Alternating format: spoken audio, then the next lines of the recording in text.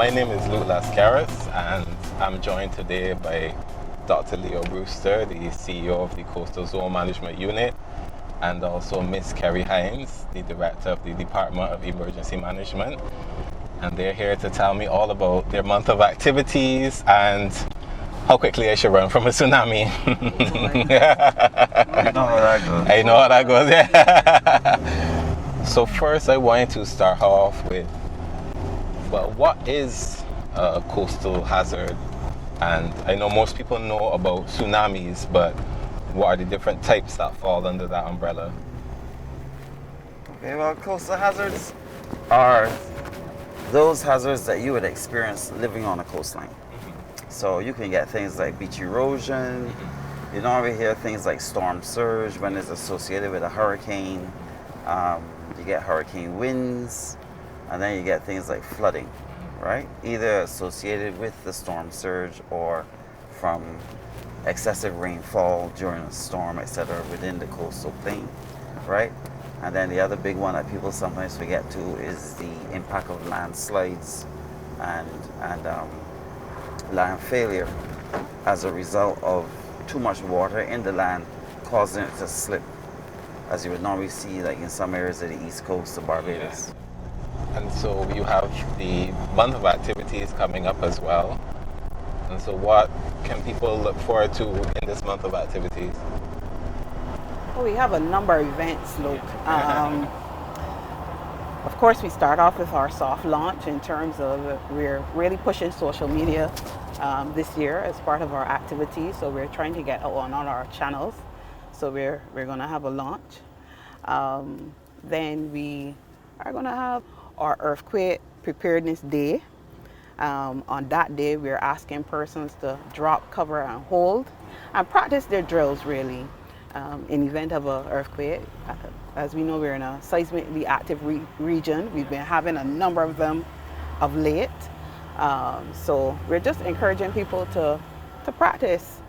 Then comes March 19th, and our premier activity, one of our major activities, that's the Caribbean exercise. And that's where we get to exercise what do we do in the event of a tsunami.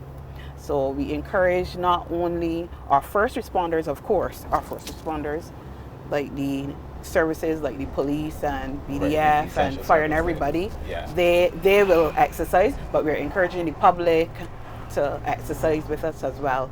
So they know what to do. So people know what to do, Yeah, because I don't think a lot of people know what to do, what will be going on, what necessarily goes on during a tsunami, and everybody just would kind of lose run to higher ground, that sort of thing. Exactly. So to get people acquainted with it, then what we call our marquee event is on the 29th of March, and that's our Run Tsunami Run. It's a 5K walk and run.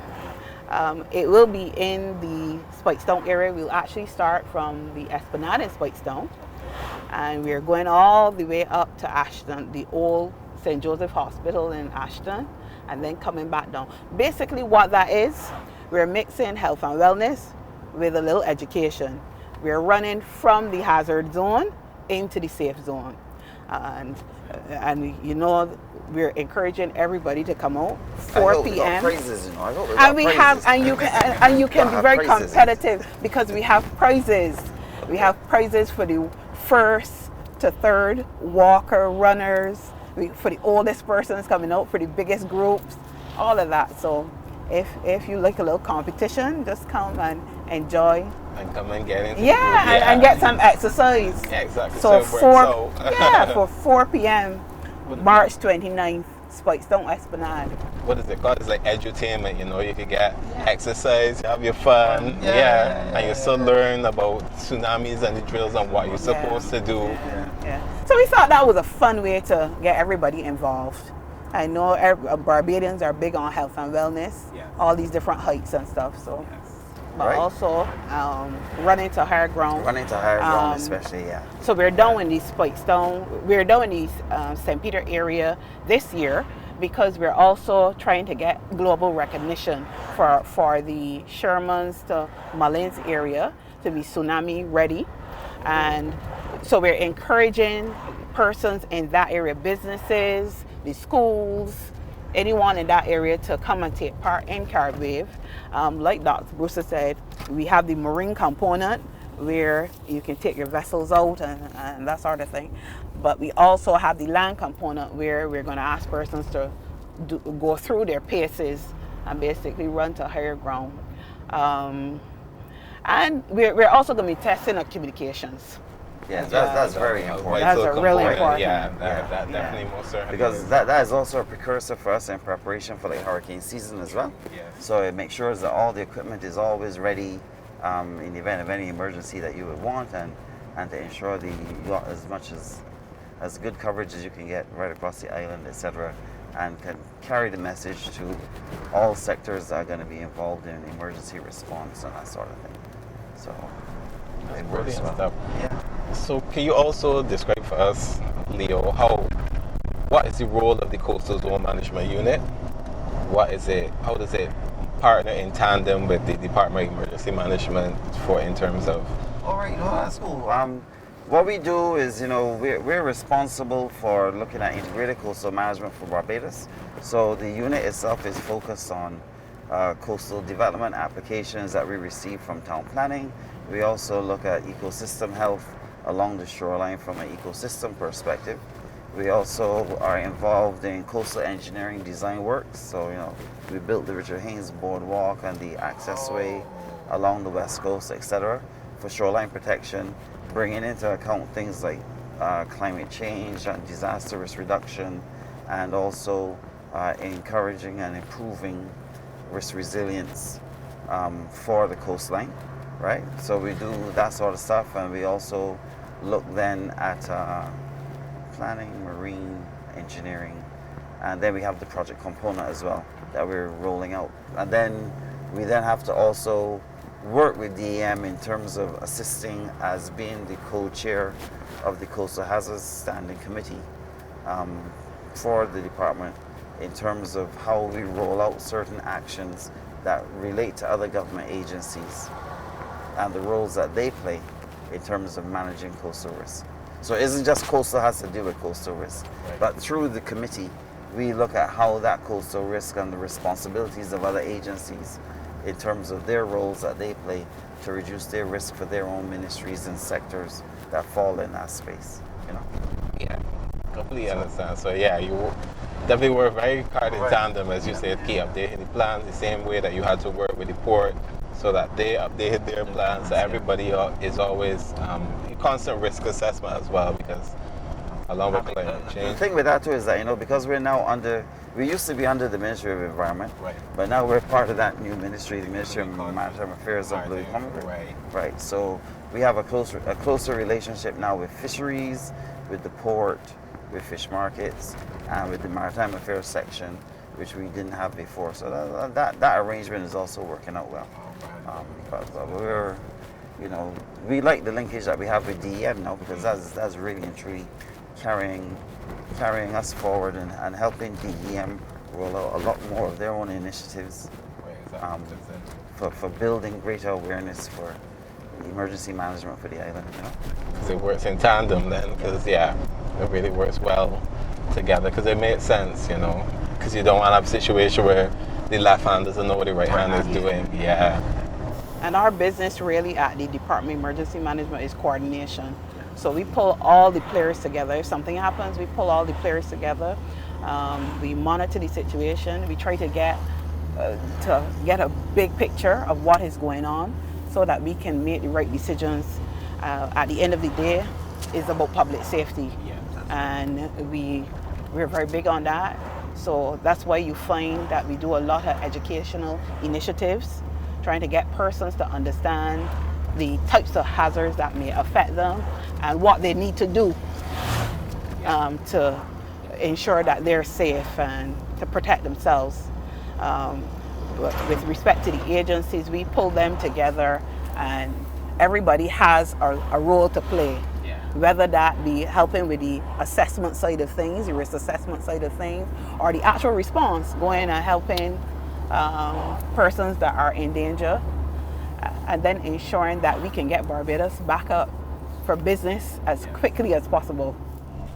because the DEM plays a very important role, and I think most people would think that it's only related to hurricanes and when Yeah. It hurricanes is come very around. multi-hazard in Right, focus. exactly. It's man-made as well as natural hazards. Yeah, the idea is to manage the disaster when it happens. Yeah. Yeah, so it's not just hurricanes. Yes. As you say, it's coastal hazards, it's earthquakes, it's man-made, as you say, as well. Yeah. Whatever comes your way, you have to be ready and be able to, as you say, manage people and manage situations. So DEM plays really a very critical role in the background, you know, constantly must be there managing, All dealing with year everything, round. all year round. We're open for business all Exactly. year round.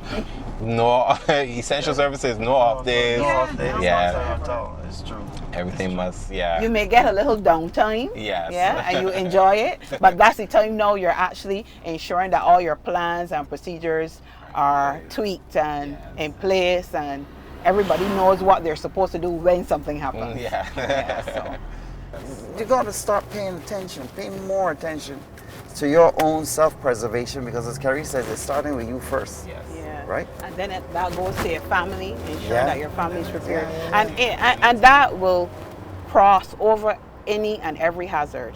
Your individual preparedness, your family's preparedness, your business. So it's very important that you heed the warnings, you know what to do. And we have a lot of information on our websites. We are now on Instagram, Twitter. So every chance, every opportunity we get, we just send out some tips for persons so they know what to do. So in March coming up, you will see a lot of tips on the tsunami and the earthquake hazards, Yes. what you need to do. How people should be prepared, yes. And then you have the whole host of activities for people to come out and they could get even more information. Yes. Yeah. We have a number of workshops as well, geared towards, we're advertising a number of workshops geared towards the cultural heritage industry and how disaster preparedness, they can look at their disaster preparedness in that particular sector. And the tourism sector as well, they're actually going to be putting on a symposium.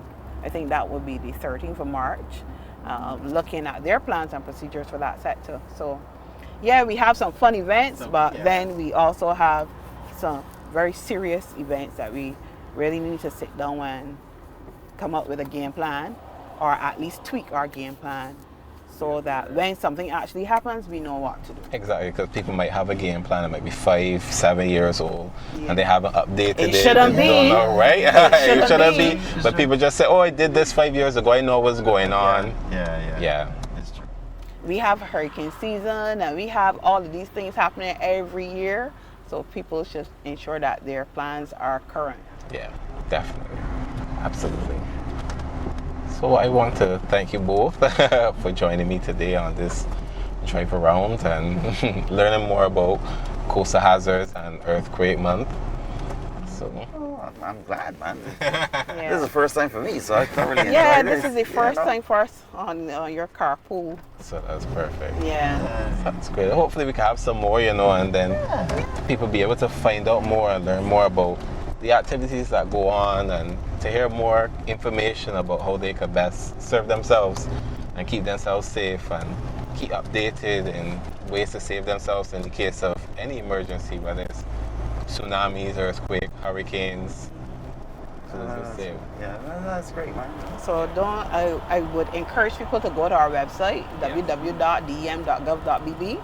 Again, I said we're on Twitter, we're on YouTube, we are on all the social media, our Facebook, everything. And then, of course, CZMU, our Coastal Zone Management, they also have, Right, yeah. they're on social media channels. Right, and we're on www.coastal.gov.bb. It's pretty easy to remember, and you'll find all our information there as to what we've been doing over the last few years and the type of activities we've taken part in as part of this project that we've been working on, the Coastal Risk Assessment and Management Program. And listen out for us as well too, because we're going to be coming to the public later in the year, probably around June time, with the rollout of the public consultations on the Integrated Coastal Zone Management Plan.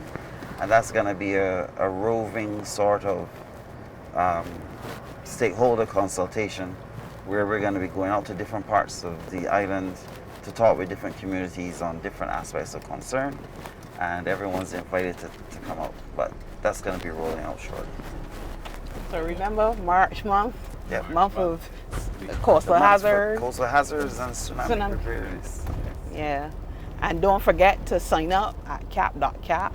That's our mass alerting system, so that you, whenever anything occurs, you can actually get the message to your phone or your email. Really? Yeah. And that is a very important. That's an app that we that's a have. very important app. Yeah, so it's really important that you sign up. And I'm encouraging everyone in the public businesses, because I know everybody has a everyone. smartphone, or Yeah. most people have Most smartphones. people certainly do. Yeah. Yeah. They think So there was go on our website Yeah. and you can download the information and go to the app store, yes. cap.cap, Cap.cap. and download Yeah. Everything.